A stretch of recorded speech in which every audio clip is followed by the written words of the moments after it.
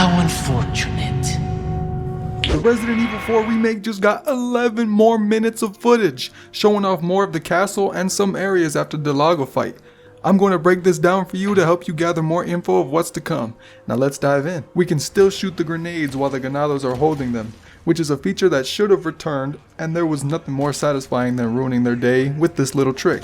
Although, before it was kind of a hassle to get the right angle for the bomb to trigger in the original, but now we can see it's much easier to pull this off. I really love how they added the chains, that when you run into them, it's a sure way of getting detected by the Garrador. This is the first encounter and has been completely reworked. The only real way to deal some damage before was to shoot the 𝗦𝗥𝗕𝗕 in his back. But now, we're introduced into a stealth approach where sneaking up behind him will trigger a prompt to stab the 𝗦𝗥𝗕𝗕 instead.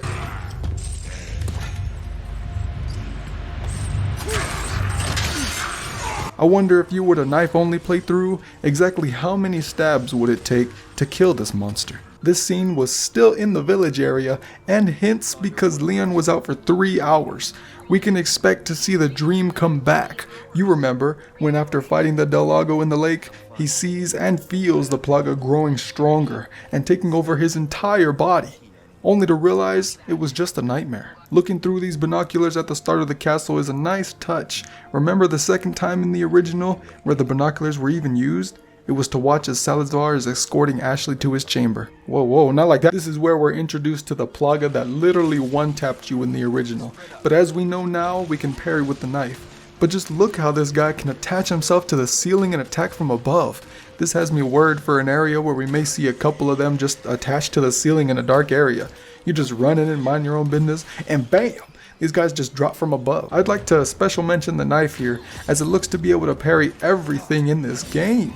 I'm sticking to my idea in the previous video about making the knife a top priority to upgrade, as it seems to be the weapon for defense. Upgrading the knife in terms of damage doesn't seem all that impressive. With maybe a 0.8 max for power, it seems rather cheap to do so as well. Showed in the third trailer, you may get access to Krauser's knife, in which it may be more powerful. But for the starting melee, you might as well max it out because it's the key to a lot of counter moves as well as protecting you from damage. Ashley no longer has a health bar, thank God, in which this shows us when she receives a certain amount of damage, you're prompted to help her back up. Paying attention to that logo will really make a difference this time around while you have Ashley by your side. Do not take her for granted. We can now use the cannon just before entering the next area of the castle freely. Before, you would raise it up and it would only fire in one set location.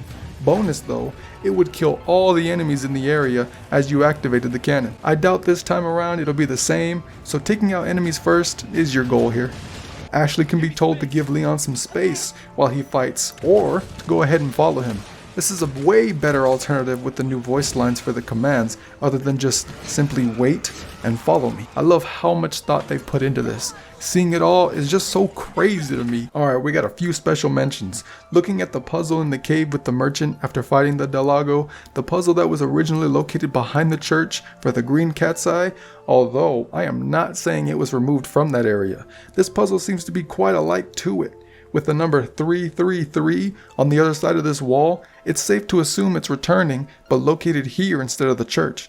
Will it still reward us with the green cat's eye? Has yet to be seen. We can now use the boat in certain areas to move around freely, with way more exploration and gated areas that can eventually be unlocked by solving mini puzzles in the area. Also to mention, we can use the spears even outside of the boss fight, meaning possible enemies showing up in the water. We could be looking at a bunch of mini 𝗦𝗦𝗕𝗕s, but it remains a mystery as he was the only enemy to fight in the water.